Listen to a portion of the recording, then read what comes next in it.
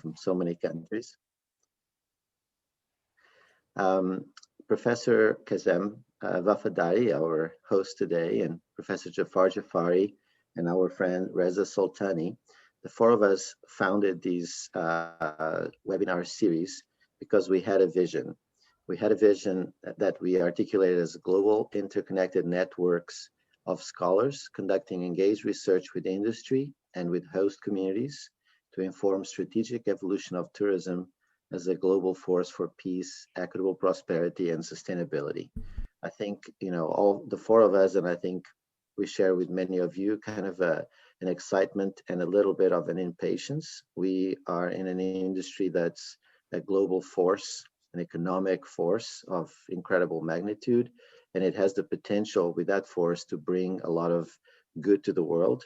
And it just somehow it often falls short of its potential. And so we feel like a way to overcome these lingering limitations of the industry is that instead of having just always the same people creating knowledge about the same issues, we want to democratize the process of creating knowledge and then making that knowledge accessible across languages, across cultures, and also with communities and with industry, so that we, create and share more actual knowledge. So the way we do that is through these webinars at this point, and we're excited to have a great group of people to come and share their thoughts on their work in their communities. I'm going to pass the floor to Kazem, but he's inviting all of us to do an interesting exercise. As we listen to these presentations, I want us all to reflect on our communities and to think about problems and issues that are being handled there and take notes on how that relates to what we're hearing here today. And then in the Q&A session, we may discuss that a little bit. Later on, you may even contact local leaders, local stakeholders in your community and let them know about these thoughts, and then follow up with Dr. Kazem about this topic, right? So Kazem, back to you. Let's get started. I look forward to circling back at the end and discussing what we've heard and what we've learned. Thank you, Eduardo, for very good elaborations. And thanks again for your commitment waking up at 4 a.m. in your end. I want to thank Professor Jafari also, who is earlier than you, and it's about 3:30 a.m. in his end. Professor Jafari is not in our agenda, but I feel a pity if we don't hear a few words from you in the beginning.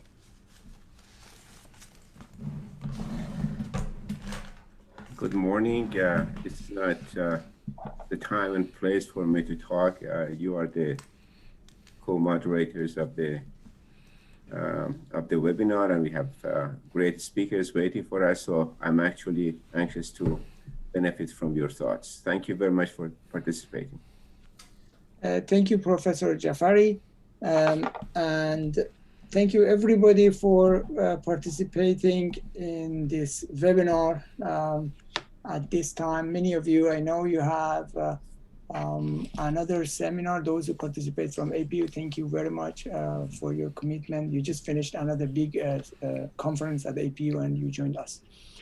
This webinar is development of resilience and leadership in small communities. As you have seen in our advertisement and posters, we have 3 speakers.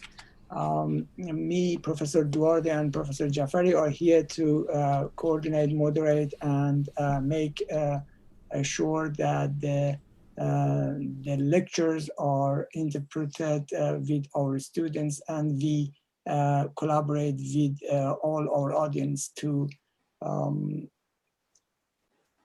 represent our ideas back to our speakers and get their advice about what we are going to conclude at the end. So we have a few activities, a Q&A and some workshop activities. I want to make sure that you listen and take notes of the presenters, take the knowledge from the lectures, and utilize it for the case studies and workshop activity that we are going to do it. So we have some questions for you.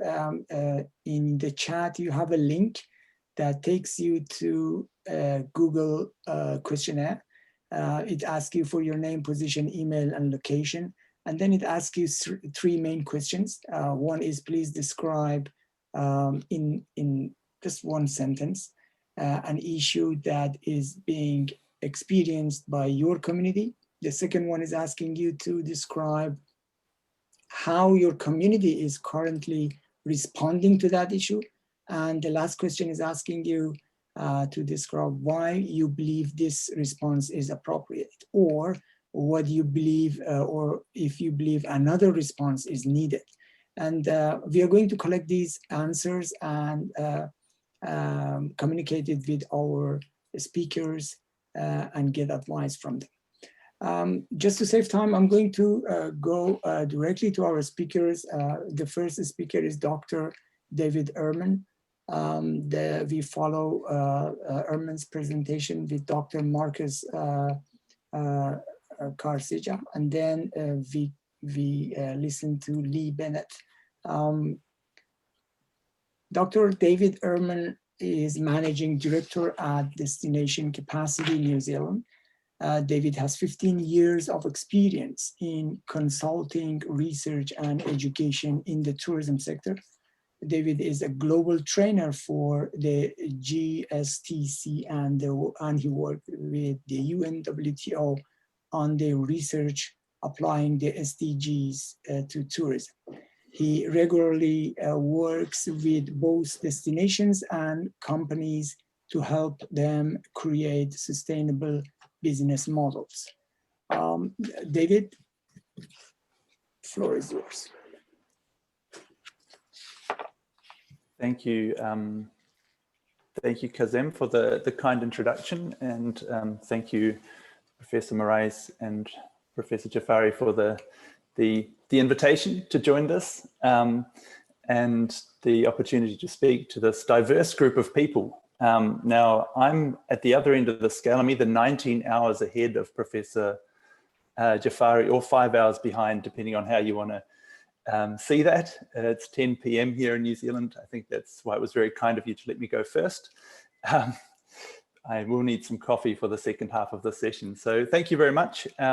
Since we have such a diverse group of people here today, I will keep this presentation at quite a high level. And I hope that no matter who you are, be it from academia, a student at one of the participating universities, or a community leader, that you will be able to take something from this that we can then take into the discussion session with my two fellow panelists, Marcus and Lee, at the end of this.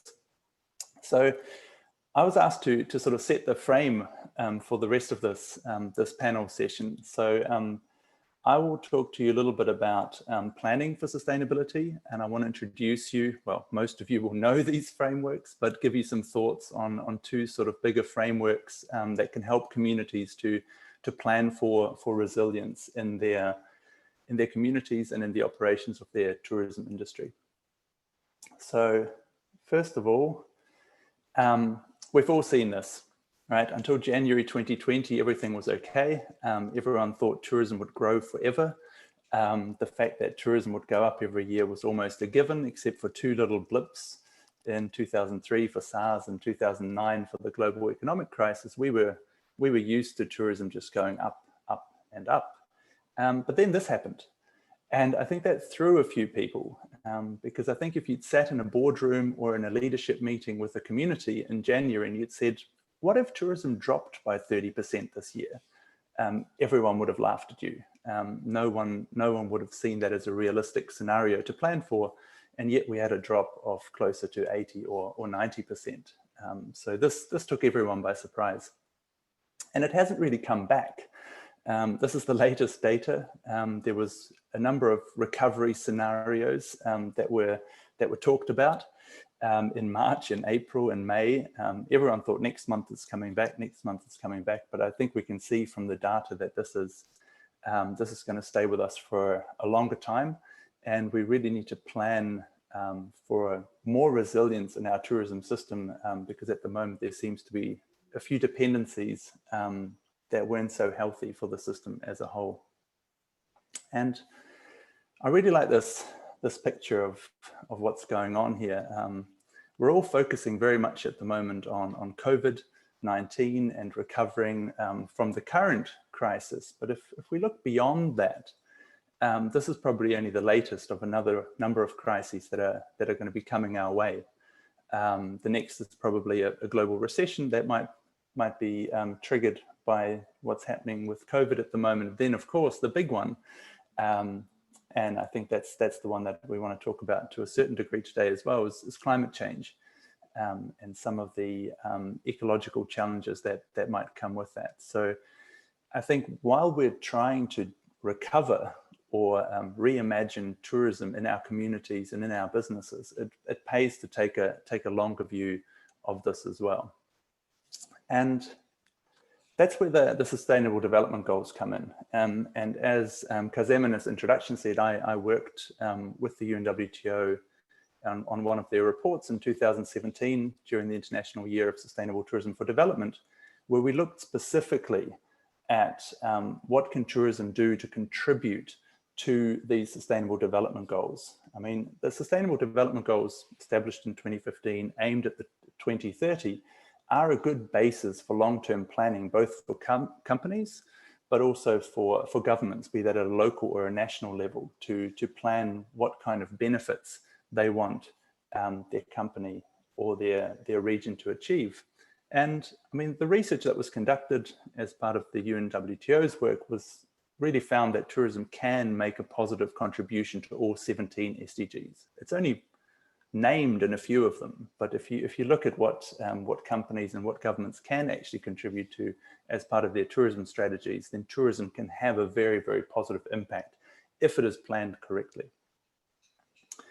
But the important thing is that both public and private actors have a role to play in achieving these goals, and they need to work together. And I think Marcus will talk more about how these decisions are made at the community level and how we get everyone on board. No one can solve these problems by themselves. And I think if we look at the SDGs as a framework for decision making and for planning, then it becomes quite clear that if we're talking about strong visitor economies, so strong tourism in a community, then that really relies on a strong local community, so a social license to operate tourism, which was taken in some places in Venice, Barcelona prior to COVID, and also a healthy biosphere, especially here in New Zealand and in certain other destinations like this. If our environment wasn't as pristine as it was, then a lot of tourism wouldn't come here anymore. So if we ruin the environment, if we ruin one of the main attractions that people come here to see, then that's detrimental to the visitor economy. So we can't really plan the economy of tourism in our communities without looking after the society and looking after our environment. And really the resilience at all these levels is interconnected. So we can't plan one without the other, and we need to take a holistic view of this as we go forward. The good news is that everyone can actually contribute. Every individual business can do their part. Every stakeholder and destination can do their part. So you don't have to wait for someone else to do everything or solve these problems. You can do your part by recycling, by taking more carbon neutral transport options, or even turning vegetarian, whatever it is. Every person can contribute to these goals. So they set sort of the long picture. If we then talk about tourism, one of the tools that I've worked with a lot in a lot of communities are the Gstc Criteria, so the Global Sustainable Tourism Council, and they set out many years ago now to provide a baseline standard for what sustainable tourism is. And they did that at both a industry level, so for hotels and tour operators, looking at how the individual businesses can become more sustainable, but also at a destination level, because obviously some things the operators can do by themselves, but for some things they need the support of the wider community. At the same time, the wider community can decide on certain goals and certain directions and set certain standards, but it's up to the individual operators and the individual businesses to follow through on these. So once again, you have this interconnected interconnectedness. You have each player needs to play their part, but we also have the larger picture to consider. The GSDC, we usually talk about 3 pillars of sustainability, right? We talk about the triple bottom line, but the GSDC actually looks at 4, and the first of these is to have a sustainable management system. Now, that's very important because if you set standards on the other pillars, but you don't have a system in place to actually deliver on these, and an organization that can deliver on these standards and make sure that they are achieved, then you're not going to achieve those standards. So I think having this first pillar, which at a destination level forces you to think about what kind of organizational structure you might have there, and at an operator level also having documented policies to become more sustainable in the other 3 pillars.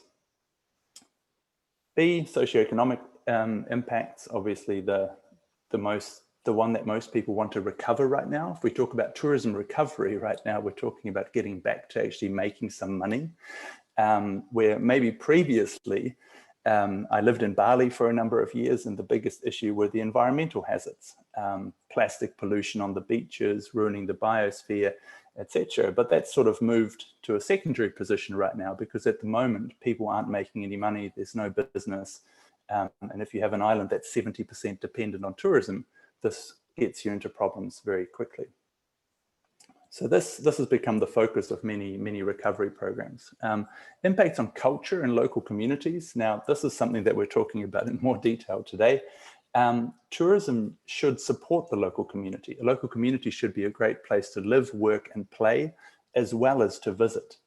We often plan visitor economies separate from communities themselves, and that can cause problems if there's too many visitors and the local community is no longer supportive of the goals of the visitor economy. Finally, environmental impacts, and this is the one that we most often talk about when we talk about sustainability: keeping the environment pristine, keeping it clean, and keeping it healthy. So ideally, if you're a community leader, you're thinking about these 4 pillars and you're trying to increase any positive impacts and at the same time reduce harm done in any of these pillars. And that's all I wanted to give you for today. We had very short time each to put some thoughts out there. So I hope that this has able to jog some of your thinking, and we will pick up on this again in the panel discussion later on. So thank you for your time, and over to you, Marcus. Thank you, David. Really appreciate that. Let me. All right. Thanks, David. Marcus, please. All right. Is that sharing with you guys all right? Yes, it is. Yep. Oh, excellent. All right, great. Thanks for that, David. Really appreciate that. And again, I'd like to thank our host today for having us, and also for my esteemed panel for being here with me today. For my segment, I will be discussing the importance of community decision-making. Comprehensive stakeholder input is essential to ensure sustainable outcomes. To this day, far too often, a select few individuals,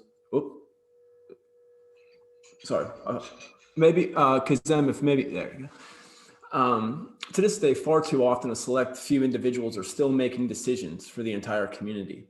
All the while, very little consult is occurring through community meetings or other more technologically advanced methods, such as the ones that we apply at Third Eye Management. This lack of comprehensive input fosters conflict between stakeholder groups and all but guarantees that in another couple of years, the community will have to revisit these issues once again. Hence, a ground-up approach to decision-making is much more sustainable. To achieve positive social impact and to ensure sustainable outcomes, you must have in place a process that accounts for nonlinear complexity, where every voice in the community is considered, not just the loudest or the most prevalent. To illustrate, top-down approaches are rather linear. This represents a CEO or even a local council. Both have their ideas on what they want and how it should be achieved.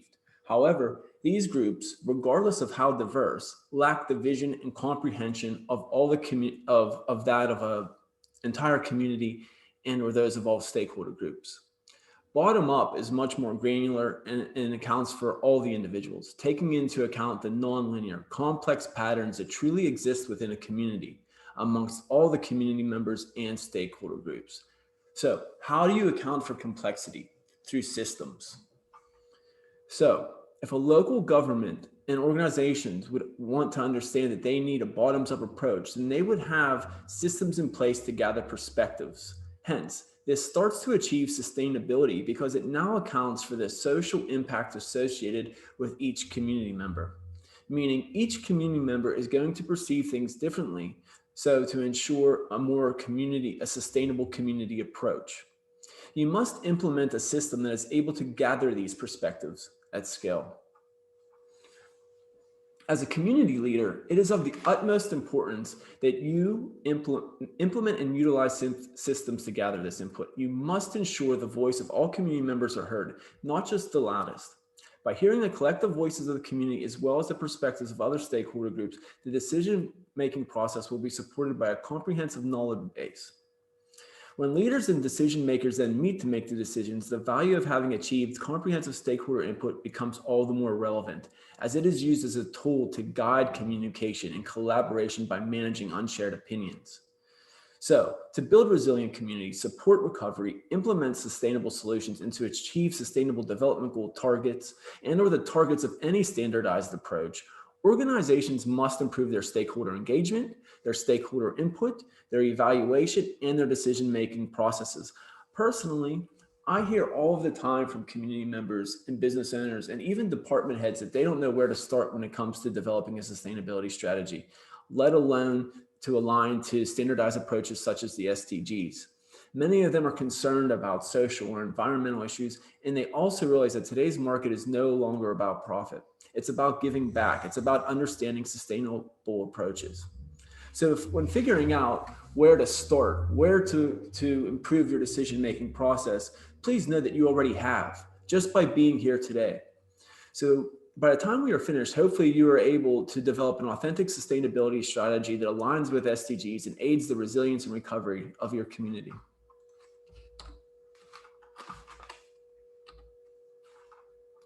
I now want to quickly discuss how to align to a system. So I'm going to try to go through this rather quickly. And so I'm going to use the SDGs. Again, there's lots of different systems that you can put in place. This is a bit probably more high level than some of you may be looking for. But again, because the SDGs are such a popular topic right now, as David had covered as well, I thought that it would be appropriate to sort of go down and go through how maybe your community group or how your community organization as a council or as a smaller stakeholder group could actually align to some of the sustainable development goal targets. And so just in case in case some of you are unfamiliar, there are actually 169 targets associated with the Sustainable Development Goals. So as you know, there's 17 goals, 169 targets. So to start, find that list of targets and start to go through the list. How you ask, and so start to find the targets that align with your community organization. How you do that is by asking a few main questions.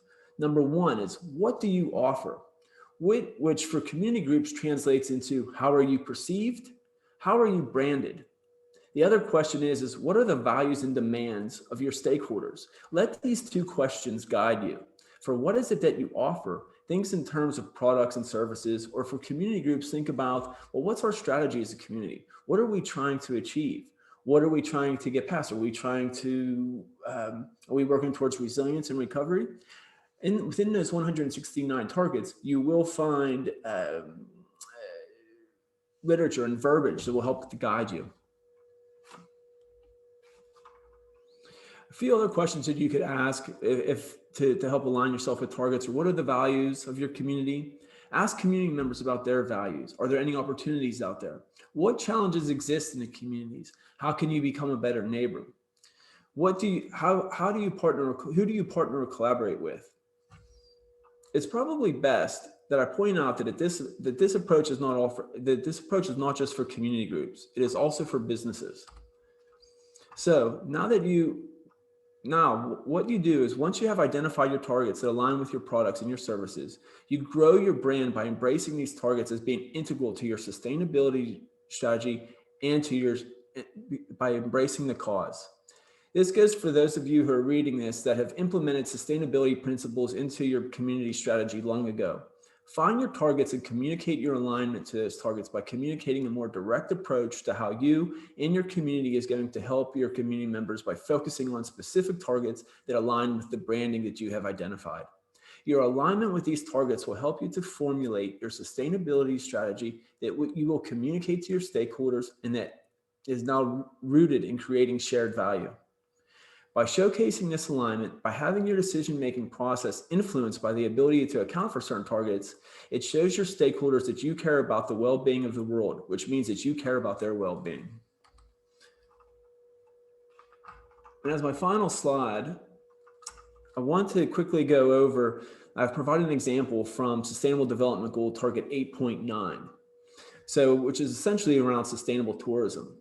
And so what we had done for sustainable tourism is we had run a sustainable tourism campaign, which really broke down into asking community members, industry representatives, and government affiliates about how they perceived 8.9, which again, we could break down even further into implementing sustainable tourism, finding a job and or creating jobs within sustainable tourism, and also preserving culture.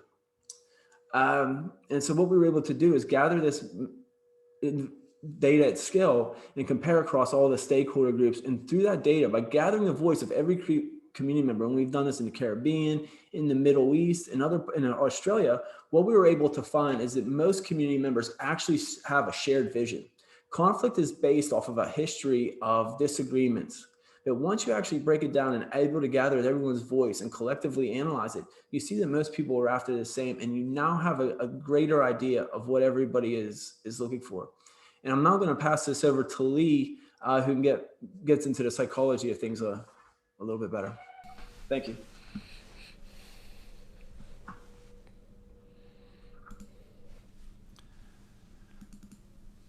Well, thank you, Marcus, and thank you to our professorial panel and to David and Marcus for their presentations. I'm going to focus a little bit more on the person and people and individuals and community resilience. In fact, I'll pick up on David Ehrman's excellent slide of the waves. I guess where I'm starting is resilience should start before you hop in the boat.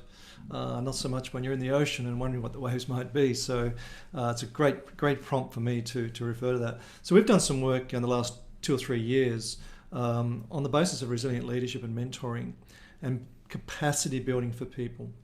And that's been in response to monsoon flooding, particularly in the tropical north of my country, Australia, and in bushfires or wildfires, but also, of course, now with COVID. And we've done that with a whole range of cross-sector businesses, including tourism, which is one of my main businesses. But I'll come back to the point of who we work with and how. So one of the critical underpinnings that we look at for resilience is that we want to build the resilience of people and individuals and the community in overlapping circles. And everything we do is focused on the future, not as a mop-up, not as a clean-up, not as a recovery operation, but getting people and their capacity and social capital enhanced in times of for difficult times. And the other principle we work on is that resilience is not something that you have to be born with. It's a trait that you can learn. It's about behaviours, and particularly controlling our emotional behaviours and taking action, and can be learned and developed in a range of mindsets. And that's what we focus on with the example Indigenous health professionals, as in that photograph there. So the overlapping circles are shown there, and we've been focusing strongly on the personal, of course, in terms of the self-insight and the psychology, and we've built some tools around positive psychology, and we borrowed some models of the 6 domains of personal resilience that overlaps strongly with the notion of community resilience. We've developed a measurement tool that can easily be done by people. We have a great data set that's growing across many countries now on what makes up community resilience and how it's perceived, not necessarily the actual, but how it's perceived. And of course, organisational resilience building and leadership capacity building is one of our main focuses, and has been mine for about 15 years. And particularly in that, we focus on emotional intelligence, which might sound a bit to the side, but all the evidence, all the research shows that emotional intelligence is at the heart of personal resilience and resilient leadership. It doesn't take too much to understand that if you lose your composure, if you lack emotional self-regulation, there's little chance that you'll maintain your problem-solving abilities and remain tenacious in the face of a challenge. And a small challenge may well become a paralysing event. Within that, we've really pushed that to develop people. You must enable that learning through one-on-one coaching and mentoring. That an exercise of just pouring information to people is not very efficacious. And the final thing that we've introduced to our programs has been the notion of a certified resilient mentor. So people who go through our programs, and we begin another one next week, about 1,000 kilometres north of where I live in the centre of the state of Queensland, where I'm living, with a group of tourism professionals. And at the culmination of that in March next year, they'll become certified resilient mentors. We've learnt a lot on this particular small piece of research, which came from a major flooding event in 2011 on a community of 80,000 people, which was decimated. And it told us that we have to look to the future, not wait for the first wave, second wave or third wave, but build communities, build people, build leadership. And they particularly focused on social connectedness, optimism, community learning as part of developing social capital. And coming in for short-term fixes, unfortunately, is sometimes the bane of communities, that the governments will come in with money and resources after a devastating event and not do anything beforehand. So the tool that we've developed as an assessment survey is based around people scoring on some simple questions around social capital, around community competence, economic development, information and communication. And we've done that in a diversity of small and regional communities, from tropical tourism communities to industrial communities just north of the tropics, and then in very pristine areas in southern Australia that are tourism places. And we've got a data set now that extends from about 15 countries through the relationship with Asia Pacific University and the many regional areas we're working with. My apologies. Personal resilience defined then, look, every word in this definition is fairly important, but the notion of bouncing back we probably all understand. But bouncing back and recovering and responding with commitment and optimism are perhaps the real nuance here. The commitment is, if you don't have an understanding of why your business exists, why you're in that marketplace, or why you get out of bed of a morning, and what your purpose is, what your goals are, then there's little chance of actually having an anchor for your personal resilience. And personal resilience must be underpinned by hope and optimism, which are two critical factors in any notion, any definition of emotional intelligence as well. So we've borrowed heavily on Jerry Rossal's wonderful 6 domains model for personal resilience. It really begins here in the vision domain and swings around to that critical component of composure. And during COVID-19, working with various emergency situations and dealing with businesses whose livelihood and markets were decimated, particularly in tourism. Whilst it's all come back now outside of international tourism, domestic tourism is flourishing here. Back in March this year, people were really floored for a good 6 or 8 weeks. Those that got off the ground and were able to maintain their composure inevitably were more successful. It's one of the anecdotal observations we were able to make. So these 6 domains are particularly important, and whilst it's called collaboration in this model, we refer to it, particularly in the tourism space, as collective leadership. Our structures, our supports, the people we get inspired by are all very important. And one critical element here that often gets overlooked is your personal resilience will be undermined by a lack of attention to your health and mental well-being. During the COVID-19 particularly, I was reminded of Martin Luther King quote, which I think says an awful lot about how some people reacted or didn't react during COVID. And one of the mantras which we've adopted has been that stasis, or being frozen in the moment for a period of time, is the enemy and the composure is our ally. And we've had our particular leadership cadres and groups contemplate that and how they can avoid that when they're confronted with future events. To develop leadership in organisations and, of course, in people, we've looked at developing a 7 mindset model, which is currently being part of a collaboration with Asia Pacific University in Japan. and is being evaluated and developed as we speak. Our observation during the COVID-19 shutdown particularly was that open and curious, flexible and agile, and growth-focused, if they were missing, organisations typically just hung on or survived and didn't thrive. Whereas some businesses immediately went into the mode of planning ahead, remained open, curious, flexible, agile, and maintained that growth mindset, which is so critical in life. We've been able to measure that over time, and the data sets are showing that on average, people are quite good at those three on the bottom of that graph of identity aware and flexible and agile, and particularly poor or poorer at having a mindset of health and wellness and being growth focused, which is giving us some interesting places to look for further questions and so on. So the behavioural focus, I'll skip across this, but it's obviously very deep, it's very psychologically based and critically important. So positive, resilient workplaces and people are ones where people can be emotionally controlled and create some space between that primitive behaviour which dominates our lives every second of every day, unless we're able to cut it off and have mature responses from the more evolved part of our brain. So it's in unconscious bias, it's that slow versus fast thinking. So we focus very much on that in developing people, give them the skills, the tools and the capacity to assess it, develop it and be aware of it.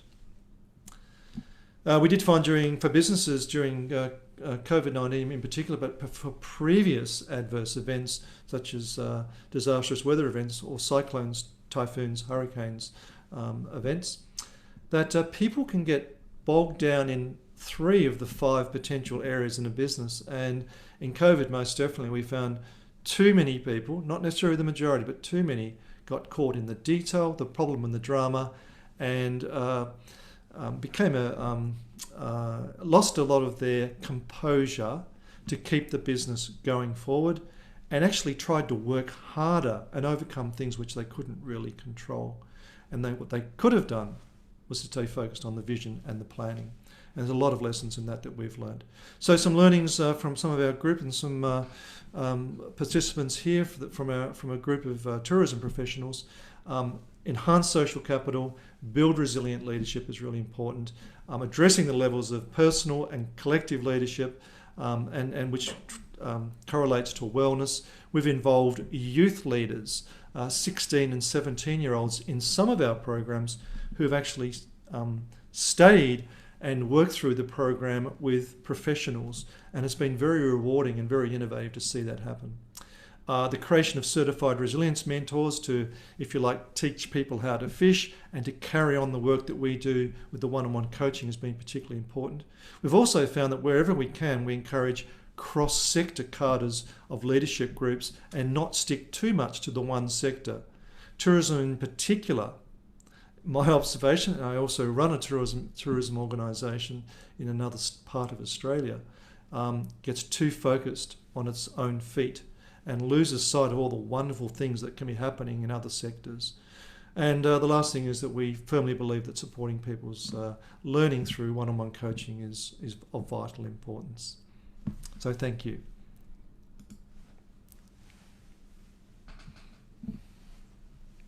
Thank you, Lee. Thank you, Marcus, and thank you, David, for very informative presentations. It's just time to do your homework now. Just to let everybody know that we got 15 responses so far to the online questionnaire. So your job is to answer the questions. The first one is, after your name, position, email, and location, is to please describe an issue that is being experienced by your community. It can be your hometown, your country, or anywhere else you have done a study or so on, or you want to talk about. And the second is to describe how your community is currently responding to that issue. And the last one is why you believe this response is appropriate, or what you believe, or do you believe for another response is needed. while we are having a break and cultural activity, we have prepared a 2 minutes video for you in this intermission. While you're watching this, please fill out the form. I'll give the result to the presenters, and we come back to you with a Q&A and panel discussion where you can also ask your questions and we present back your information to you. Meanwhile, I would like to thank Professor Cooper that I saw him here. Thank you, Cooper Sensei, for attending, and we are waiting for your elaborations as well.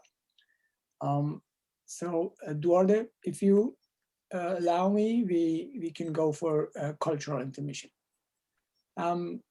Yes. Okay, great. I got the yes from the boss, so I can move forward, and I'll show a 2 minutes video. This is a video from a marginal village project in Oita Prefecture. The village is, as many other villages around Japan, is shrinking, and the population is decreasing, and just only few very aged households are living there. For 3 years, Ritsumeikan Asia Pacific University, my students and some of colleagues, we participated in revitalization. And let's see if I can share the video with you successfully. Professor Duarte, can you see the video? Okay. Yes. Let me share.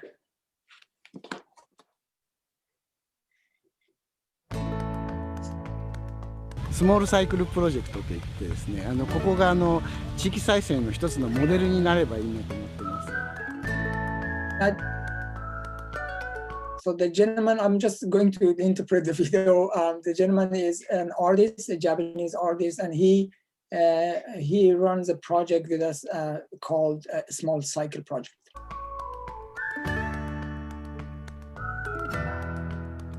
You can see the landscape here. Some of the agricultural fields are abandoned. This is a major project all over Japan.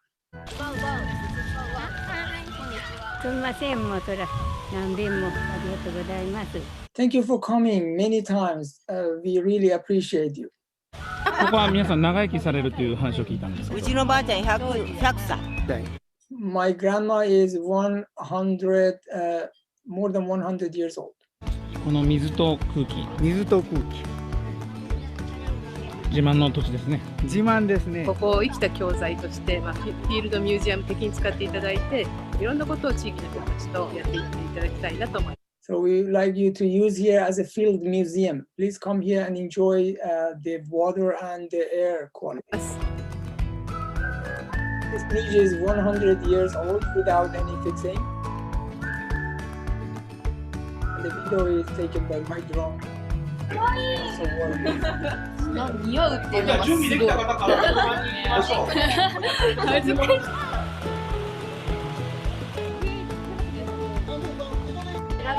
小学校の5年生、6年生です。学校でも田植えを全校児童25名と先生たちで取り組みました。英語の説明も大きな紙に書いています。We wrote the explanation in English in a big paper. Please read it. There are elementary kids from the area that they are introducing their site. わからないところがあれば私たちに聞いてください。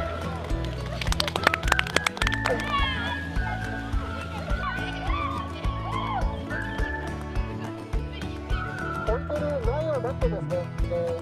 はい、どうぞ置いてください。こちら2人ぐらい。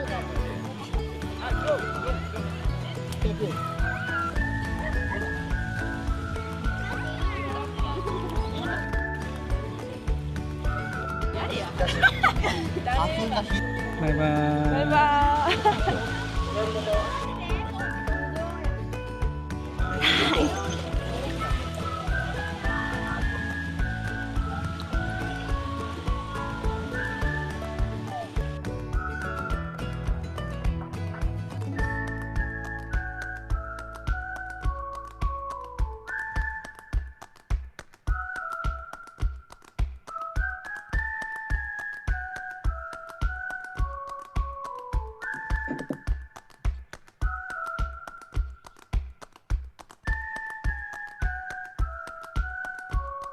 As you can see here, the landscape is abundant. It takes a few hundred years to create this, but the more than half of that is not used.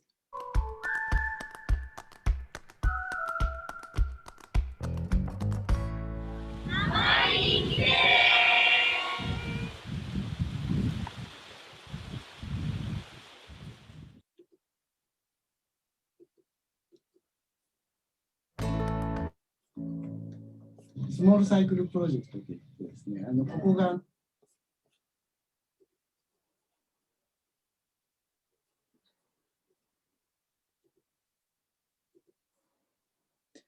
Thank you very much. We got the responses, so I want to open the floor for panel discussion until I look over the answers, and then we go with our specific case study analysis. Duarte, I think the floor is open, and our panelists are here. We can also involve Professor Cooper and Professor Jafari. Great. Well, I'm itching to ask a few questions, so maybe I'll just share a question to all three, and that gives time for others to chime in as well and follow that up.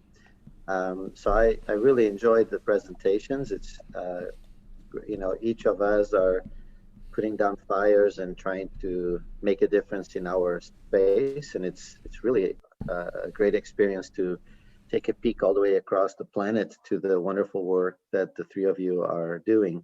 One of the things that I wonder about in my work is, what are the deliverables? You know, we hustle to get a client, to earn the trust of a community, to let us kind of work with them and try to help them navigate and do a better job perhaps, or cope with these stressors like COVID. And then often the deliverable of that is something really tangible, because it's been like that for many, many years. And so I struggle with that myself. Sometimes feel like the most important part of my work is not that report. It's a lot of other things that are harder to measure, but that's going to be most beneficial.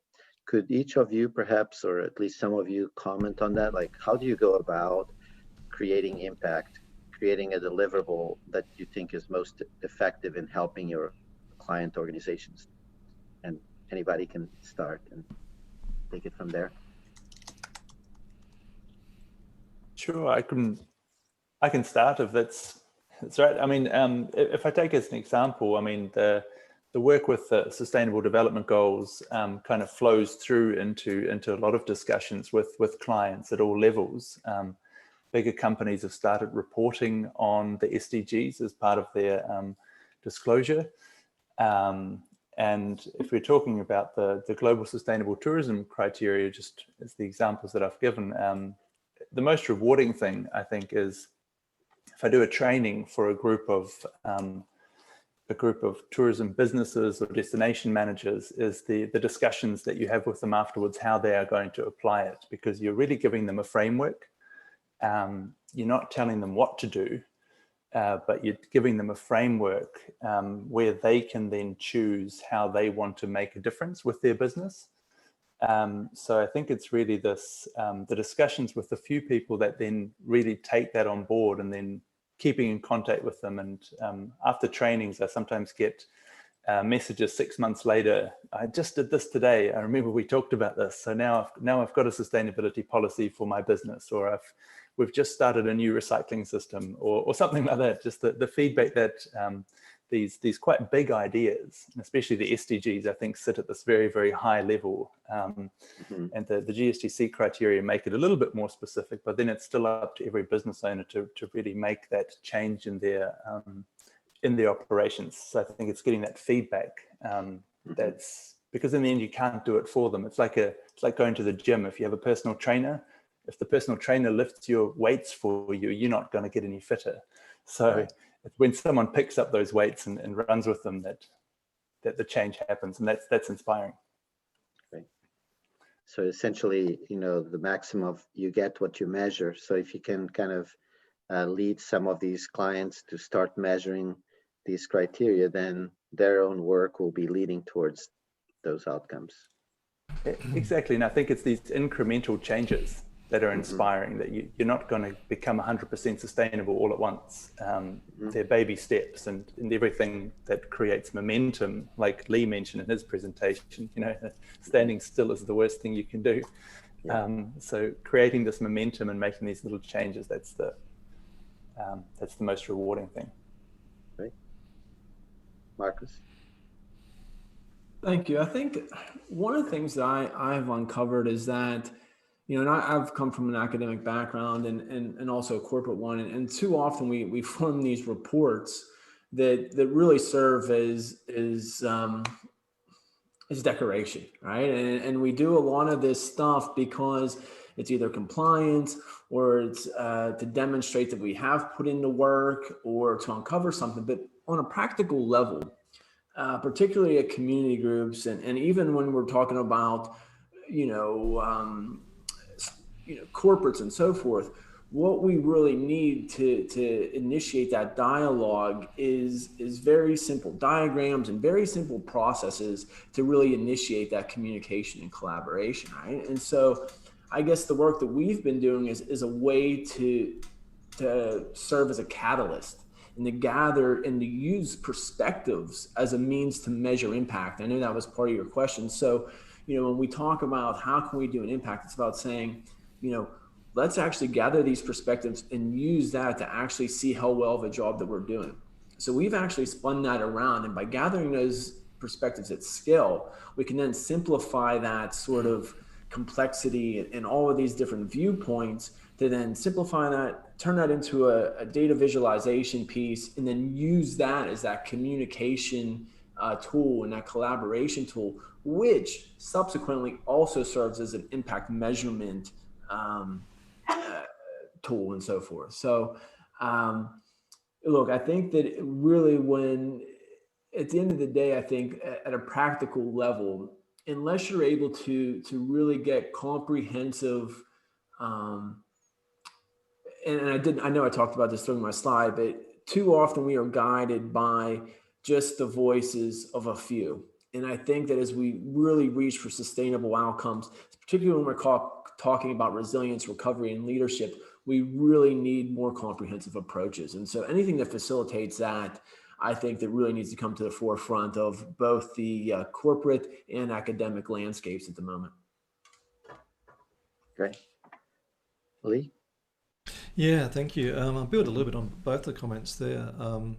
Mine's very much a people story, whereby Professor Cooper was indeed part of the first workshop we were running with a leadership group in the central part of this state, in the further north in the tropics. And one of those people had a very senior marketing position, and after the end of March, when there was a first and only shutdown for the state, we were very fortunate in that respect, but she had lost her job, and we were scheduled to do a second coaching session. And whilst I'm fairly experienced at coaching, I've actually felt a bit anxious about pushing this person, but I actually was concerned for their welfare.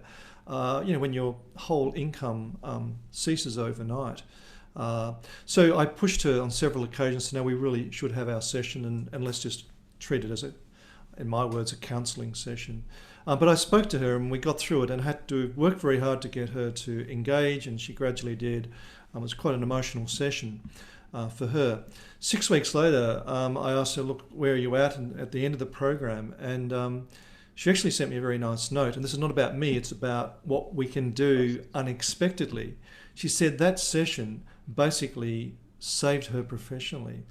And it saved her because she got off the floor and started to look at herself again and decided, I have to move forward, as David was alluding to, and get my composure back. And she simply twisted and got an online job in the mining sector, 1,000 kilometers away. The mining sector didn't stop during COVID.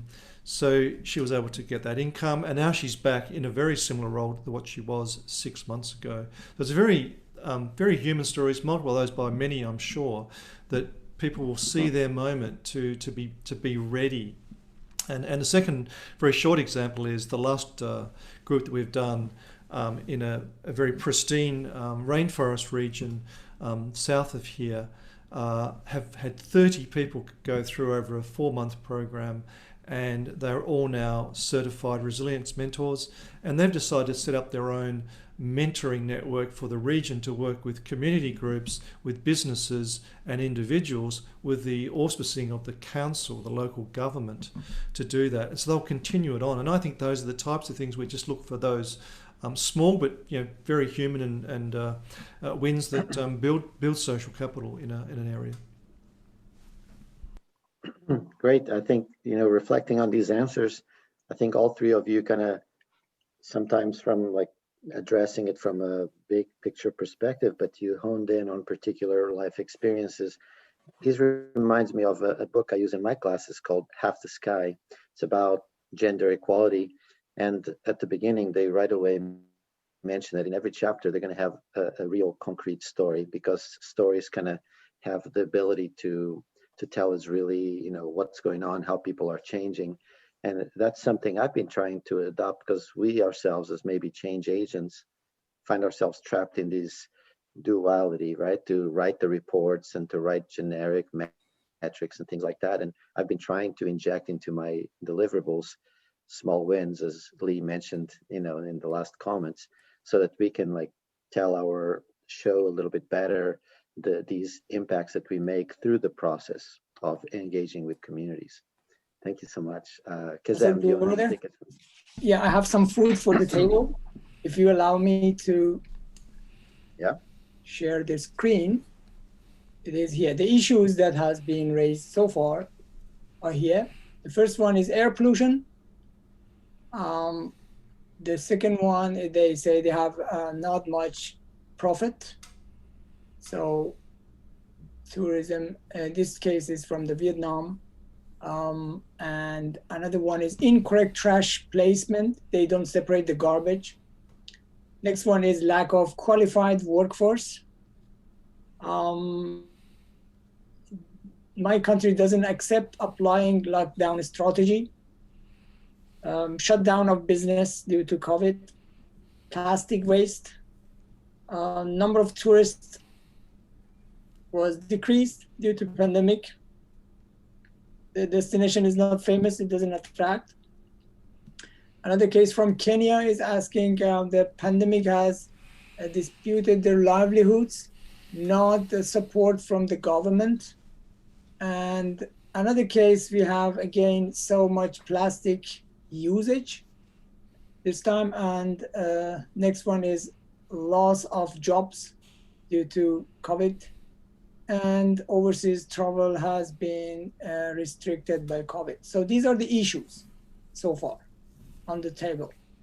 So we have also some solutions here, but before that, I want to get advice from our speakers. Do you want to somehow look at the issues first, or we bring together with the solutions? Yeah, I think if we maybe pull out one of the sequential sort of issue response, and then use maybe one of these as a case study after we go through some, I think it's good to go through this data set and see what is going on across the world. I think that would be very useful for the viewers, and then actually pull out one or two of these as a case study. I believe that me and the other panelists could probably talk about some of our expertise in relation to one or two of those examples. I see. Actually, you have the Excel file in your email, just for your reference. Here are the responses. Strong promotion of the use of solar energy. Strategic plan for sustainable tourism. Kazem, if I might suggest, while David, Marcus, and Lee kind of browse through the spreadsheet, because then they can see several cases, and maybe if one case, each of you sees one case that resonates with you, maybe you could comment on it. In the meantime, I wonder if the three of you would be amenable to comment on lockdowns, because at least in this part of the world, as I mentioned, I'm from Portugal. We have a tourism business there, and we just got back into an almost complete lockdown again. And the US is going into the third wave of the pandemic. And I think our governor in North Carolina has intensified kind of the quarantine measures recently. And here that is also very volatile. And it's judging from these input, that's also a debate around the world. Would that be a topic that the three of you would like to comment on? From a perspective perhaps of the leadership, maybe, because that's the focus. I'm happy to comment in a very general way. I think it's hard to get into the specifics because it's countries are so different. In summary, I think this country's managed it very well. We have absolutely relied on the science and have taken the lead of our government, federal government, Prime Minister, and the state governments. This week we had 3 days where there are no cases in the whole country. Now, whilst we're a large country, we're only a small population of just under 30 million. But there's now only something like 10 active cases in the country. So the state borders are opening up. I fly all over the country now. You're limited to 50 people for a wedding, but 3 months ago it was no people at a wedding. So everything is very much back to normal. So we've been able to pivot to looking at a domestic market, and the pent-up demand from the domestic market is putting a lot of profit and revenue back into tourism businesses and hospitality, which are absolutely thriving. Now, I know that's a very different story to many other places, and without commenting further on that, I would say there's a fascinating question to be looked at as to the, if you like, the countrywide personality, societal traits that allowed some countries to cope with COVID so well, albeit some have got different mechanism, different resources to call upon, and some to deal with it so badly. And those aren't necessarily countries that might be in the notion of being developed or developing. I'm talking across the board. There's been some wonderful examples. And I think there's something about more conservative countries have possibly dealt with it quite well. And countries that have a strong sense of individualism and are less don't like to be as reliant on taking direction from government, perhaps have found it a little bit more difficult. So it's I find that a fascinating topic, and I'd be interested for others to comment on that. And in terms of not getting into too many specifics of individual countries, but in terms of the pandemic itself, I think has been a really interesting observation of human nature. I feel like I'm living in a country where people are absolutely determined to get on with it. And whilst we have had the odd marching and resistance in the streets, it's been very small, and people have been incredibly disciplined. And I'm not sure that's typically what we are. Maybe just to, so thank you, Lee. I mean, maybe just to echo some of those comments here in New Zealand, very similar approach. I mean, also a very science-driven response. I think that was one of the key things. Also, very open communication from the government towards everyone. So why decisions on lockdowns were taken. So everyone was informed. This is the data that we have. Because of that, we're making this decision.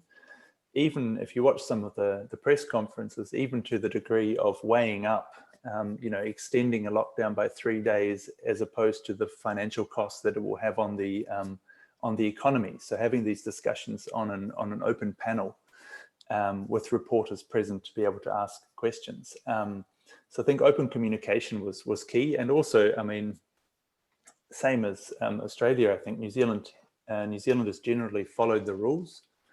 Of course, we have the advantage that we can close a border. There's being an island nation obviously helps. That you don't have open land borders where COVID can come in unannounced. And when there has been flare-ups, which we have had as well, most recently a few days ago, the community is sort of hustled to contain it. So people wear their masks, people use a tracer app for contact tracing, which helps to, so there's some technological solutions which also help, I think, the crackdown. But I think in general, the most important thing is good communication from the leadership at national level to sort of get everyone in the same boat, to see that this is in the end beneficial. And I think that saw us through so far, but who knows how long this will last. Yeah, I'm going to take a bit of a different approach to this, and that's the social impact approach. So I'm living in Queensland and in Australia as well, and I have worked on a few mental health studies during this time, and look, I must say that Queensland is probably one of the better places to live during COVID-19. I mean, the first few months were rough, but it's been really pretty crazy since then. But I think that it's really important to point out that not only was there a time in Australia, which still exists, but so many places across the world are experiencing some pretty horrific social impacts from COVID-19. And I think that the need for systems in places to gather data from those who are really suffering from mental health, different forms of abuse and so forth is so necessary. And so when we hear about different programs and so forth, which is really often just come off of more soapboxing and just political posturing, it's really quite upsetting that there's not better ways, better systems in place that the people that are suffering can report, and that we can get geo-referenced targeted solutions to certain zip codes within weeks, not years. And I think that those are the results that we really need to see come out of COVID-19. Thank you. Great. So what I'm left with is still a little bit uncertain on how much of the reaction must be at the kind of national level, because I think the New Zealand top leadership approach is world renowned. Everybody, it's part of I've consumed that, drawn inspiration from it all the way from Portugal and now here in the US. But in addition, I reflect here myself how that, is happening in the US, and that's also world renowned for the opposite reason. But at the local level, like Lee mentioned, collective leadership, to what extent have these crises inspired a more functional, more connected, more equitable and responsible local level leadership, including tourism, versus, because it is a pandemic, this all really depends on a top-down kind of policy and strategy. And maybe we can address that as we move forward, because I think maybe, Kazem, we want to move on to other issues that probably our panelists have found interesting. I think so, yeah. Maybe as we discussed before, we have a list of issues now, so we can focus on one or two. If you agree, we can have a quick pool of issues using Menti. We can ask our participants to write one or two issues, and we look at the pool, and then we can focus on one or two and ask everybody also for the responses, and then we discuss for the reason. So we can just climb up the ladder. What do you think, David? Well, I guess we have the list of issues, so I think okay. Let's just work with that, I think, rather than. Great. So I have just uploaded the file into the chat, so everybody can download and see the list of issues. So how about just selecting some of them and focus on one or several issues one by one.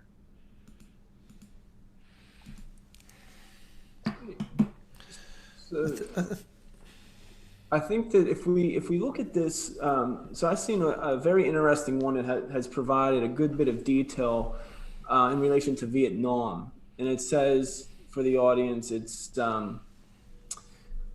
where does it say here? It says, in my southern part of Vietnam province, tourism is developing in an unsystematic way, often individual based, and as a result is harming the environment, and there's not much profit. The response that they had identified was that the local authority is trying to provide lessons in strategic planning on sustainable tourism and language teaching. However, lacking professionalism in the field and active community leadership to make big changes. And this, the participants' take on that was that the local authority needs a lot of help, and despite their effort, it still requires a lot of work to do to achieve the understanding of the community about sustainable tourism and how to assist the local authority with another necessary response. I mean, just to jump in there, I think that, and again, David and Lee will take two completely approaches with this, but I think that, you know, and again, there's very limited information here, but based off of this, you know, there is certainly a call to involve other local tourism stakeholders in the process and understand, you know, what are their issues and challenges that are being faced. You know, when things remain isolated and sort of everyone is working in their own individual bubbles, leadership and efforts towards recovery really struggle because we don't have that comprehensive vision to work forward. So, you know, here's this example of the local authority needs a lot of help. You know, well, one of the things that they could do for absolutely no cost, because money is quite often an issue for many of these communities, is to hold community gatherings and to really start to understand what these other tourism stakeholders are saying. And it doesn't even stop there. You know, there's other community members, and look, I'll be the first to tell you that gathering community input is a challenge. But if you get creative with it and you think out of the box by leaving, you know, having your pharmacist talk to certain community members, and you have some certain individuals who become champions of the cause and so forth. Before it, you could start to collect databases, but you do have to do record keeping and you do have to stay consistent. So, you know, I would advise that it would be very important for this case study in Vietnam to start maybe looking for some of these lower cost solutions.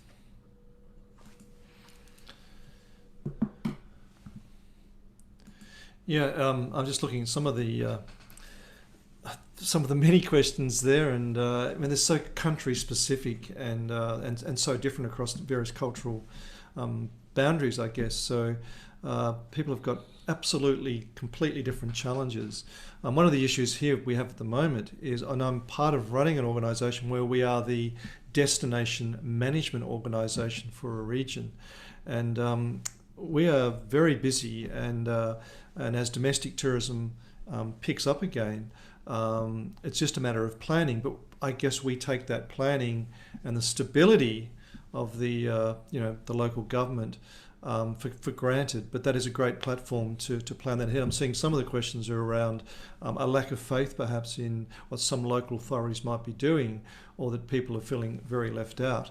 And I think there are very few answers to that other than the fact that without stable, careful and consistent planning going forward, it's a very long, slow haul out if people are left resourceless. And you go back to my the 4 components we look at for community resilience. All of those come into play there. Economic development being the equitable development of the poorer, and if you like, the richer in a society all get an opportunity to have that development to occur together. The social capital, the structures, the connections, the planning structures, the peak associations, the government structures are also vital. So look, it underpins the fact that those are incredibly important, and they can take years and decades to be put into place. So they do remain really large challenges for any number of places.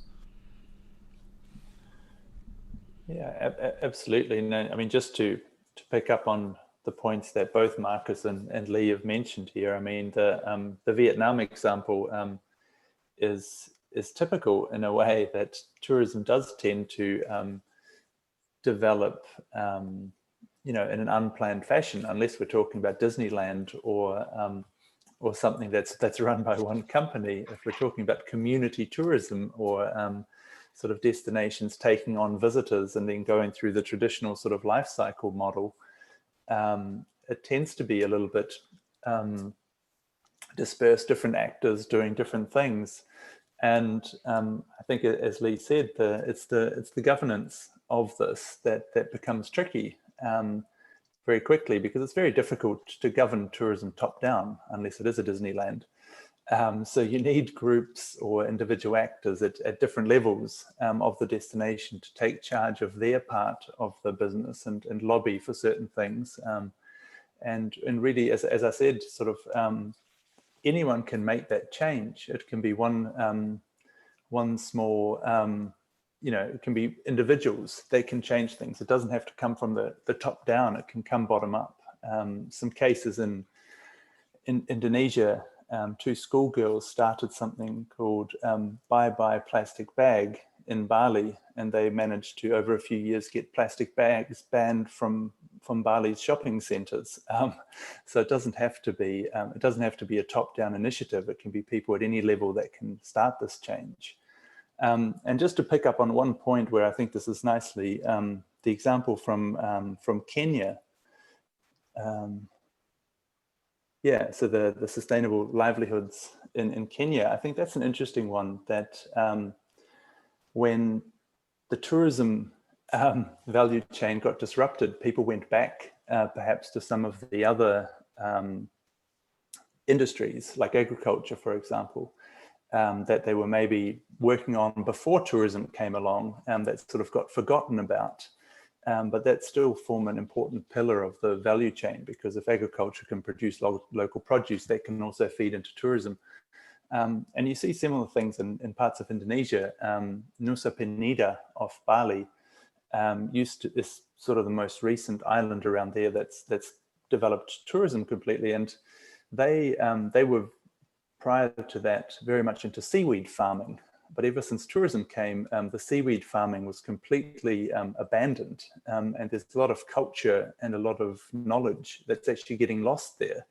And also now during the pandemic, a lot of people have gone back to these traditional things of seaweed farming or agriculture, and have actually found their place there, because it's a lot more stable in a way than being dependent on that one industry, which is tourism. So I think some of these changes, going back to alternative economic activities, as you call it here, can actually make a destination more resilient, because it stops you having only one form of income, which is sadly tourism sometimes. So, yeah. Thanks, I think David. Oh, go on. Sorry. Go on, Marcus.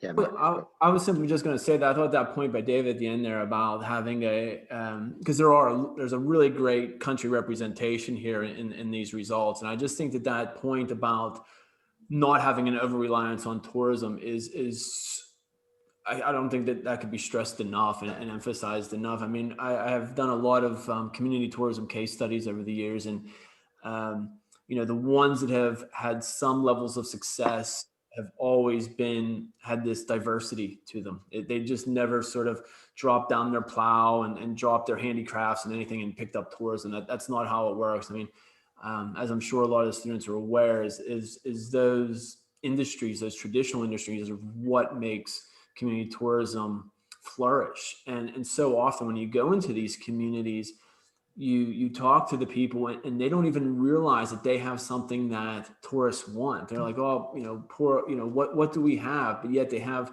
this amazing culture and these amazing assets and these amazing environmental, areas and so forth that people are very interested in. And so I think that, just simply getting back to that point is that the need to continue to grow those traditional industries and do it in that sort of complementary bilateral industry format is probably the best advice that you can give anyone engaged in community tourism. If I can follow up on that, we have known this for a while. We have known that destinations will be more prosperous, competitive, and equitable if they are integrated with other industry economic sectors. It may make the experience of the visitors more authentic, more enriching, more different from other places. But we've had a hard time pushing that on to leaderships, So what do you think, has this pandemic, this stressor, this tremendous stressors we saw in one of the earliest slides with 78% perhaps drop, is that going to wake up and open the opportunity for tourism to rise above its historic mirage thinking? Are leaders going to realize that they really do need to create resilience in the way they welcome formal sector tourism industry? What can we do to make sure that that transition happens, that we have a silver lining out of this super stressful event we're going through?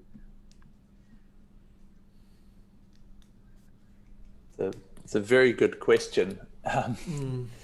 And it's, I mean, my first thought, and I had a conversation with someone about this recently, is that unfortunately it's probably the people at the top, so to speak, that make a lot of these decisions that were least affected by COVID. I mean, they might have lost some money in their share portfolio, or a few had a few less visitors at the hotels that they own, but it was actually the people at that deliver the service to the guests and that interact with them most directly that were probably harmed most. And if we come back to the governance points, they are often not the people in charge. So it will remain to be seen whether these lessons were learnt. And I mean, also in terms of climate change and those sorts of points, interesting discussion. Cristina Figueres, the lead negotiator on the Paris Climate Agreement, said that, well, we thought we had 10 years to solve climate change. Now we have 18 months, because if we don't get the whole climate issues into the COVID recovery mechanisms, then we've lost that battle as well. So in a way, I don't think it was really, I'm still hesitant to make a prediction on that one, whether we've really learnt or whether we're going to go back to business as usual. Maybe Marcus and Lee have a different take on this. Well, no, it's a really difficult question, a very good question. Look, I'm hedging my bets a bit. I think I think it can go either way. I'm seeing signs that people are learning their lesson but I'm seeing that through a set of glasses where there are very well structured peak bodies in tourism all around this country. Every region, small or large, has its peak body, and all the tourism destination marketing happens through that. So there's already this collective leadership. Some of those, not all, but some are getting huge amounts of money thrown at them by the government to get there. They've lost 99% of their markets in some cases.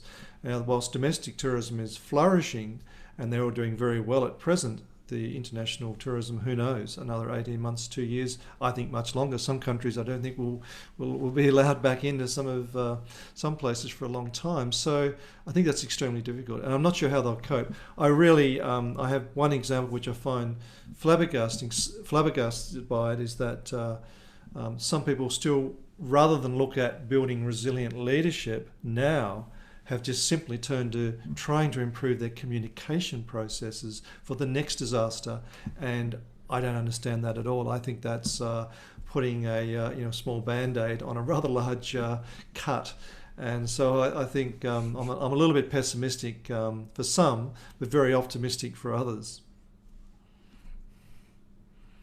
One of the biggest challenges that I see is the economics associated with the recovery, right? And so as long as everyone's still trying to, we now have more economic stress as a result of the pandemic, and that really influences people's decision-making process. I mean, it always has, and it's going to for a long time. So taking into account, I mean, again, it's a very hard question to answer, but I think that what you will see is that there are people who are probably looking at this as an eye-opener, as a catalyst to really lead and inspire change and say, look, this is what's going on in our world today.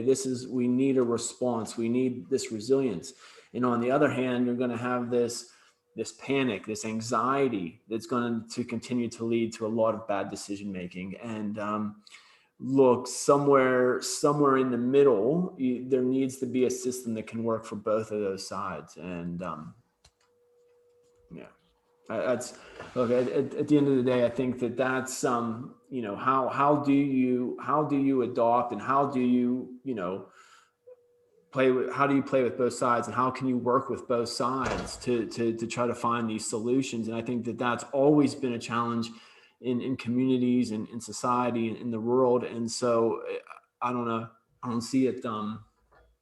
Yeah, hopefully we can find some resolution, but I surely don't have the answer to that. Maybe just one follow-on comment from this, and I think Marcus has hit it on the head, and I didn't mean to sound too pessimistic before, because it is about hope. I think if we give up searching for solutions, then we've lost it anyway. So I think that there's a lot of great initiative out there, and there's a lot of positive energy, and hopefully we can turn that into the momentum that we need to innovate our way out of some of these issues. So yeah, let's see. We can be part of the solution. I think we all can. Way to follow that up there, David. I think the thing is because look, since COVID, I mean, we've really seen, and look, not all are authentic, but we've seen a lot of corporates stepping up to adopt these more sustainable approaches. I mean, some of us have been in the industry, have been trying to push us down their throats for years to little progress. Now, all of a sudden we have COVID, and it's like, we have a much greater chance of them adopting this, and the percentages are just, it's starting to skyrocket. So look, we are trending in the right direction, but when you really start to have these conversations, that's on the surface. When you go below the surface and you start to talk to these people, it's still a decision about money. And so that's what kind of troubles me a bit. We in the industry need to do a better job of trying to educate these corporates and these governments about how social impact and environmental impact translates into economic prosperity. Because I'll tell you, I go into meetings all the time and hope that they see the picture, but it's still like, it's still not obvious to them, and it's quite frustrating. But so that's where I think we can step up as an industry. Just to give a concrete add-on to these comments, here in the United States, the destinations can apply for relief funding for the kind of downturn on occupancy tourism tax that we've been observing. And with that, they kind of have to justify that tourism is at the service of the community, that is generating otherwise, economic benefits to the community. And my hope is that that opens up the necessity to have more community participation in the tourism planning, which hasn't always been the case, because since the tourism destination organizations depend on what used to be called hotel tax, then in a way they are public offices serving the hospitality industry. But now they're going to be using federal tax revenues to kind of try to recover. And it really makes it more obvious that they need to have accountability to the local people. So maybe what I've been trying locally is to try to get now more community representatives into destination boards, because these crises made it obvious that they need to be responsive to the community. We're changing actually the terminology in the US, and I think starting to be internationally, that instead of destination marketing or even destination management, to destination stewardship, so that it kind of makes it more evident that these destination organizations are being stewards of the community as a welcoming place for visitors. And I would say turn it back over to Kazem. Yes, thank you so much. It's a very hot discussion. I really enjoyed, and I'm still learning. If I comment on this in this way, that tourism industry in general is a fragile industry, and pandemics, shocks, trends, all make it vulnerable. So it's not a sustainable livelihood, tourism itself.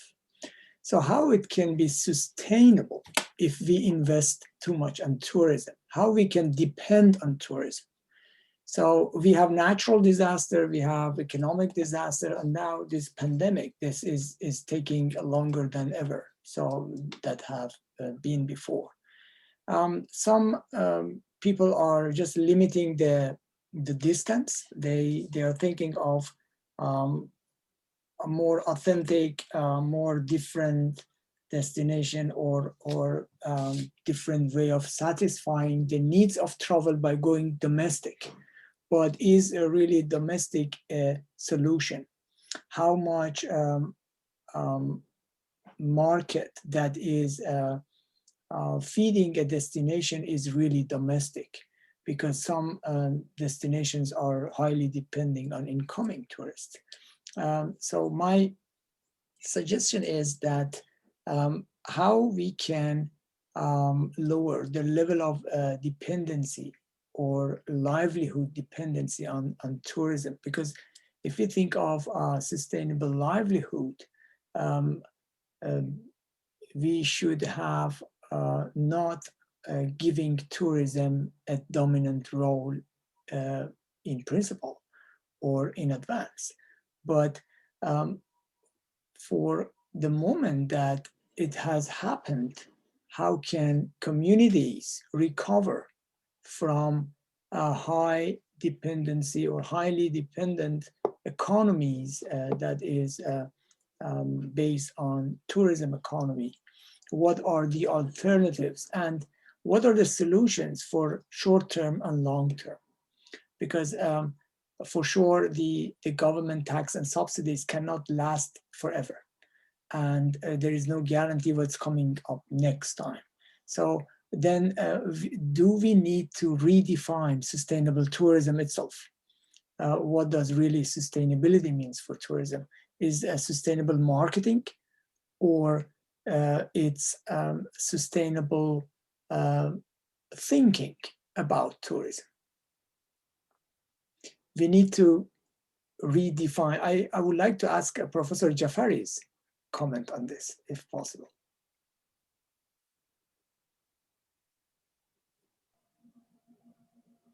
Well, thank you, Kazem. Your comments are very valuable. Your question is also very valuable and deep, I have to say. First of all, I enjoyed the presentations, the range of topics that were introduced, talking about tourism at country level and often at community level, talking about management system, talking about sustainability, about change, about principles, about problems, about solutions, etc. So in a way to answer your question, Kazem, I'm an anthropologist. And when we are talking about community, the core is culture. And in the entire presentation, I think one time the word culture was mentioned. I think that was David. When we're talking about problems, problems are defined culturally. When we are talking about solutions, solutions are accepted culturally. When we are talking about sustainability, it's defined by the culture. When we talk about change, the speed of change is in the hands of the culture, how fast to go and where the break is. So I was basically part of the question and the answer to your question is that we need to focus on the culture. I think one person said countries are different. Well, countries are different because they have different cultures. So it goes always to the culture. We need to have a cultural understanding, more so in the small communities. And this, if you look at the title of our webinars, it's a small community. And the small communities have more integrated and possibly unified culture. At national level, we have to talk about cultures, and some of them are contradicting with each other. So I think my answer to your question and many problems and solutions that are seeking is that maybe we should back to the very core of discussion, which is what is the culture of that community and how adaptable, accommodating that culture is. That's my contribution or my answer to your question. Thank you, Prof. Jafari. It's very deep, your answer and talking. And in my observation, before pandemic, Japan is rather a calm country and very interesting in terms of social interactions. We had a big earthquake in Kyushu Island, where I'm living in Beppu City, Oita Prefecture. And the earthquake stopped communications between the neighboring prefectures. And it was the first time that when I and many other people went to buy bread in supermarkets, we said, suddenly we said we are running out of bread. And I got to know that all our bread is coming from the neighbor prefecture, which is Kumamoto Prefecture. And then I was thinking about sustainability with, because I wanted bread and it was not there. So food is there. Nothing happened in 1 or 2 days, but we couldn't access the food because of the big earthquake. So then looking for local solutions, I was talking to some people who are living in rural, and they were saying that in the past, we were not going to supermarket to buy bread, morning bread.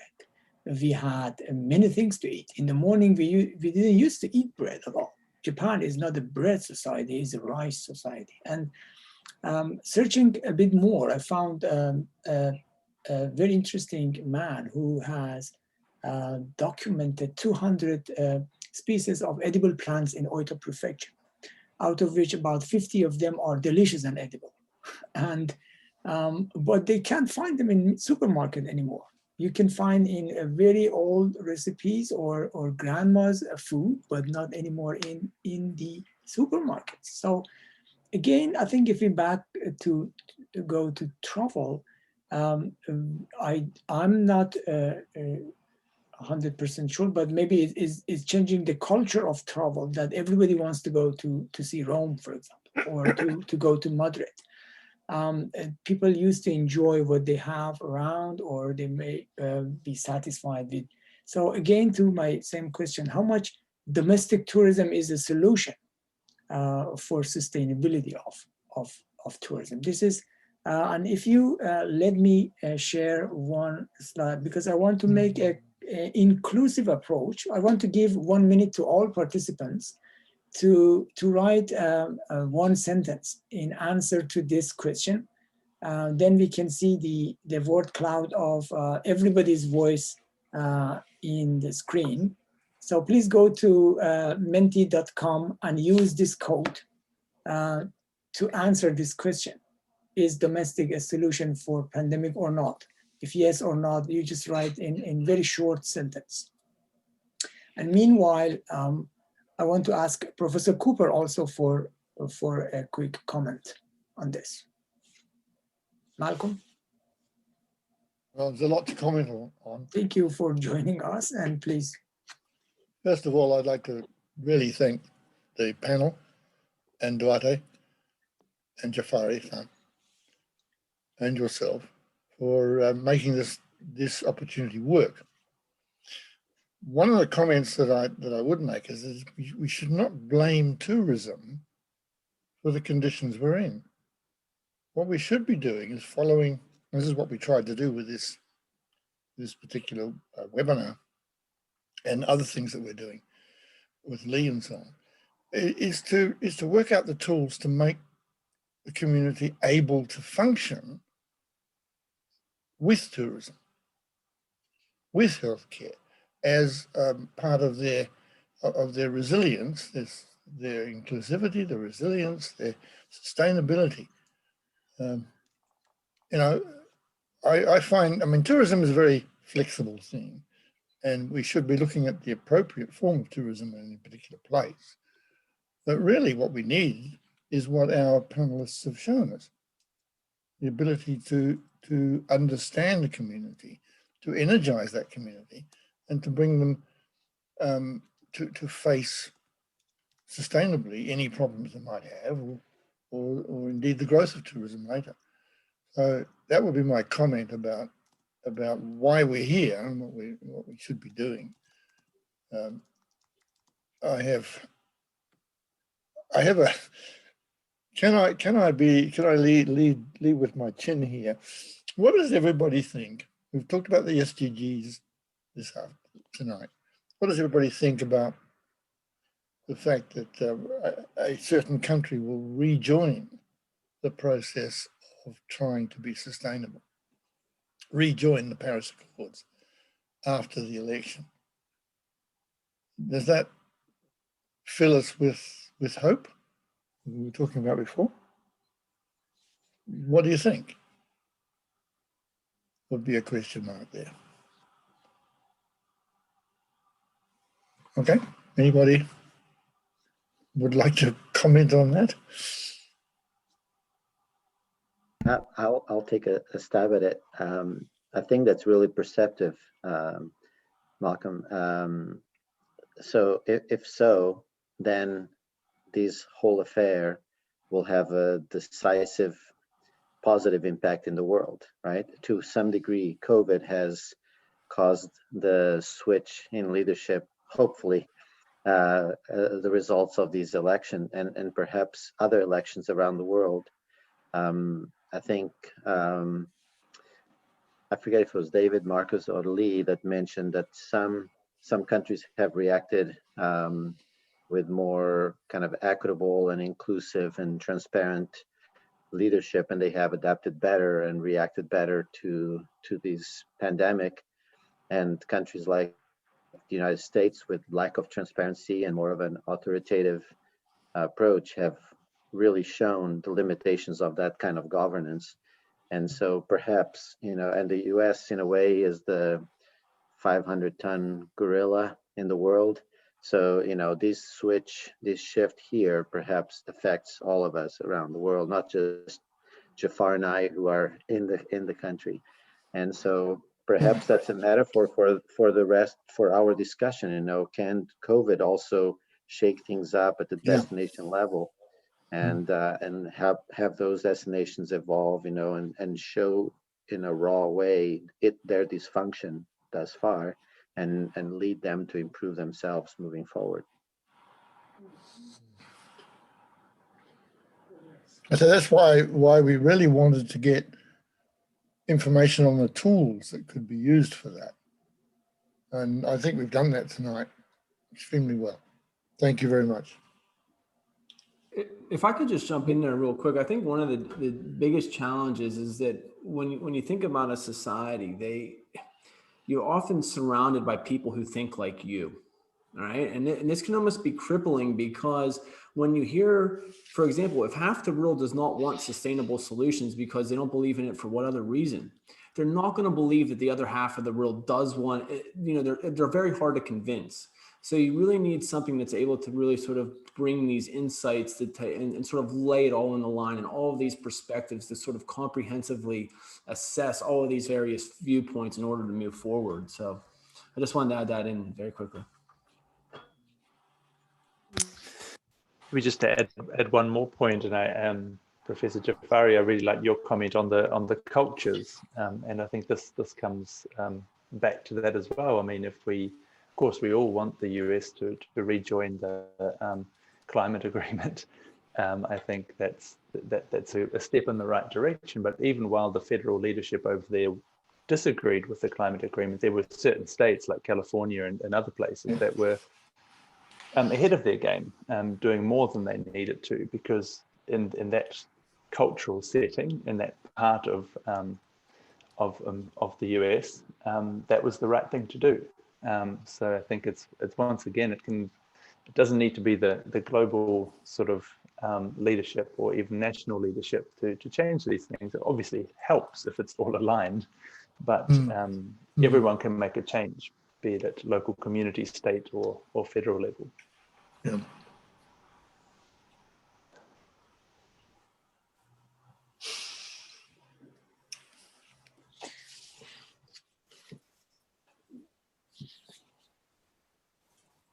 Thank you very much. So if I wrap up my understanding from the concept of community resiliency and leadership, I think the concept of community has been changing. And there are new terms of global village, global community. The meaning of communications also has changed. we are just a small group now. I see from, I don't know, maybe more than 30 countries around the world. So we are using a language that might not be our native language. I don't know how many of us are native English, but we are communicating, we are sharing, and we do think similar in many ways, and we feel very close. So there are these changes that are leading our culture, as Professor Jafari mentioned. And these cultures are leading our way of sustainable thinking.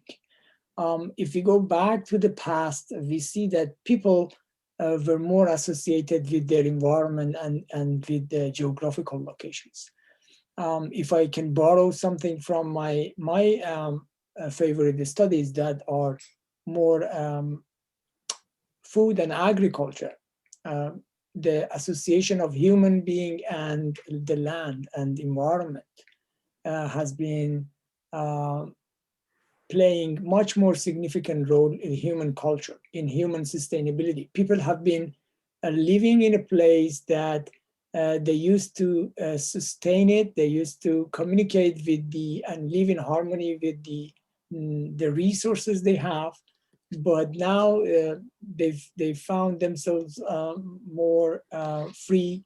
The mobilities, possibilities to live in different places or go to another place if they can't stay in one increased. And this also increased the way of thinking about the community itself, which community we belong to, which community we really want to sustain. In the prefecture that I'm living, and we are going to implement some inclusive leadership through community case studies, people have adapted their natural resources to live in a sustainable way.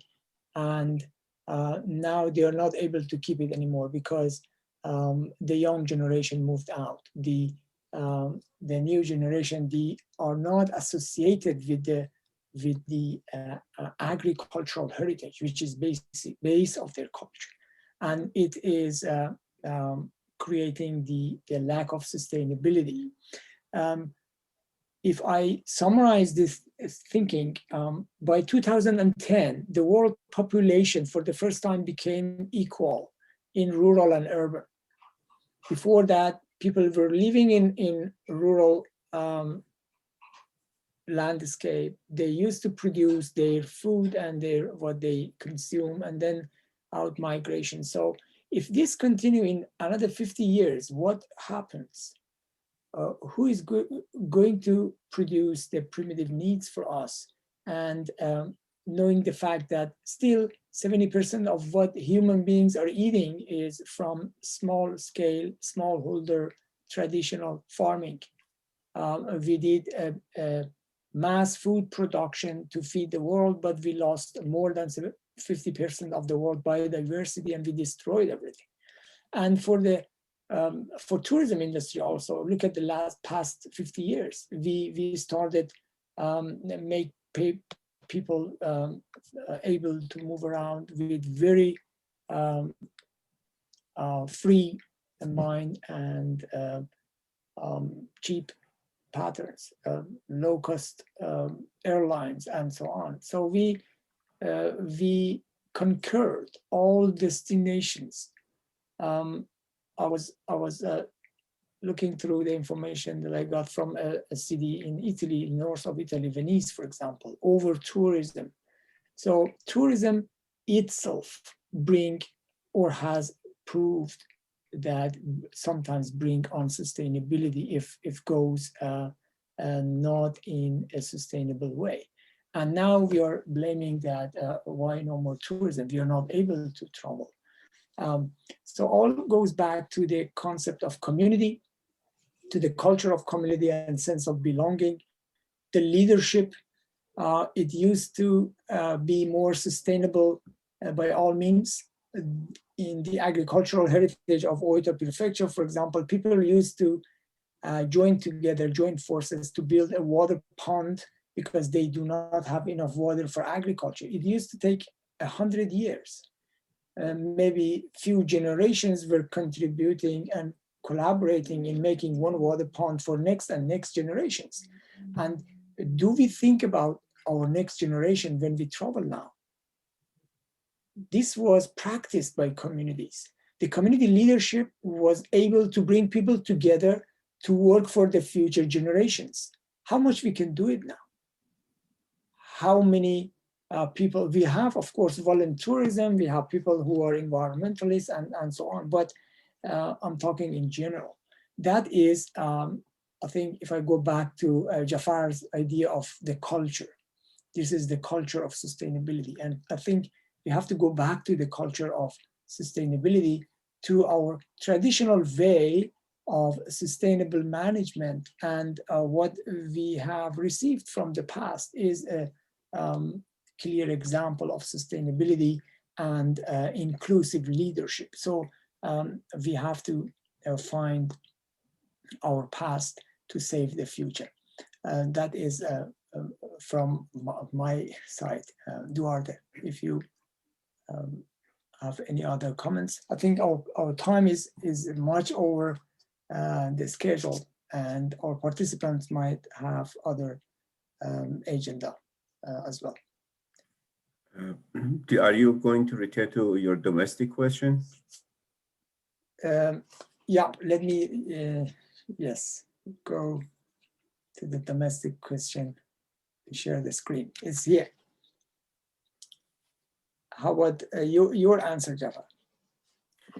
Well, my answer is that I have a problem actually with the issue, and that is we either talk about international tourism or domestic tourism, which means we are placing so much emphasis on distance traveled. Is tourism about mobility of body? Are we in the business of mobilizing bodies from one point to another? Or tourism mobilizes mind also? Is it body or mind and soul and mind? Both of them.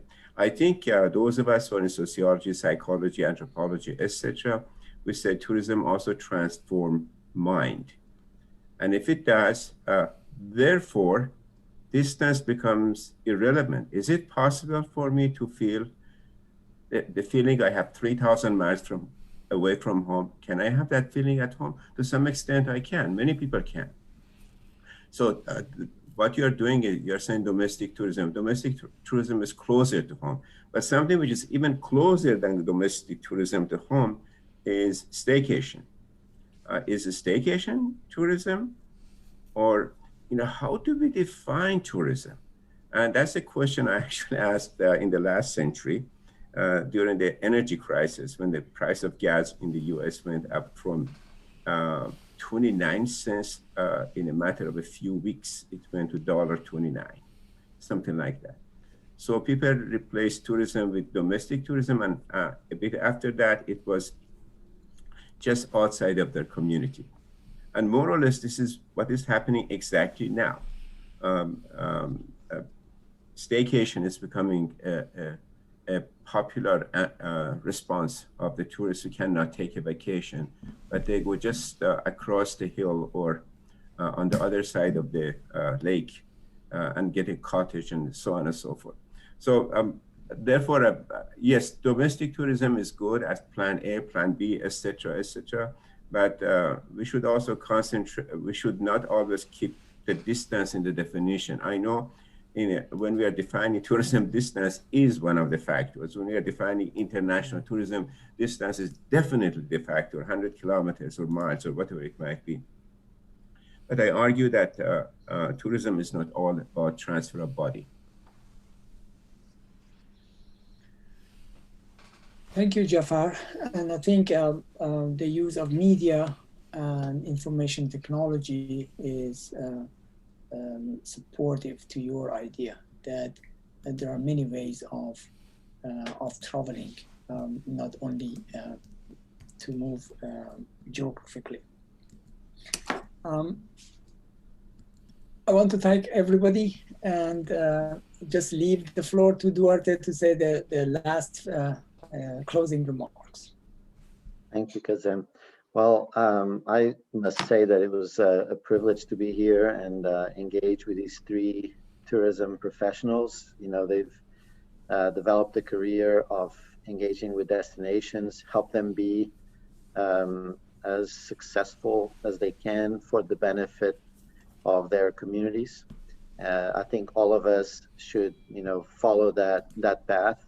One of the principles of the scholarship that I adopt is participatory engaged scholarship, is to leave empowerment in the wake of my work. And I definitely saw that on David's, Marcus, and Lee's presentations. They're leaving back systems of monitoring impacts. If they can sell the community into using that, then they know that they can leave and they will be following that. And Lee spoke of collective leadership, you know, so, you know, being deliberate about, and actually with Marcus's point of being creative to engage less listened to voices, and that kind of deliberate process of creating social capital, structural social capital, like advisory committees of people that are not heard all the time. It's through that work that I think we can all rise up to the challenge to seize these moments that our industry you know, has taken a pause and has an existential crisis. I think this is the moment for us. We need to, like, I know I struggle to like get that hump, get that mojo. I want to sometimes just retreat in my house and survive this pandemic. But the thing is, this is maybe the time of our lives where we can make the most impact in these very globally significant industry. So I'd leave with that, with my thanks for waking me up in the middle of the night to be part of this discussion. I really, really enjoyed it. I'm honored that all of you participated, and I look forward to next Saturday, which will be a webinar in Portuguese. I will be on the chat, so if any of you want to try a little bit of, I know we have an East Timor participant today, so maybe there's a little Portuguese on that side, and then after that, every month, as you know, and the second Saturday of every month, we strive to have a vibrant global discussion like this about our industry and about what we can do to make it good. So thank you so much. Have a wonderful weekend. Thanks, Kazem, for giving me the chance to contribute. Thank you very much. Thank you, Kazem. Thank you, Duarte. Thanks, Jafar. Thank you. Have a great day. Thank you. Thank you very much. Thank you for having us. Goodbye, everybody.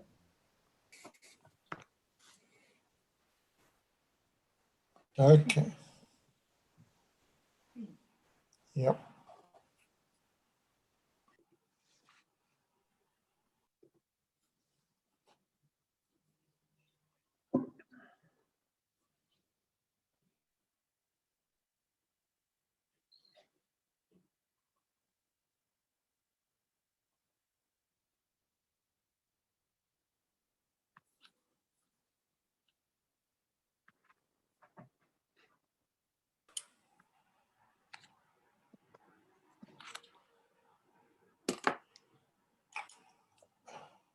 Your eyes are like mine, Kazem. Yes, yeah, it's tired. Very tired, yeah. I think that went pretty well, really.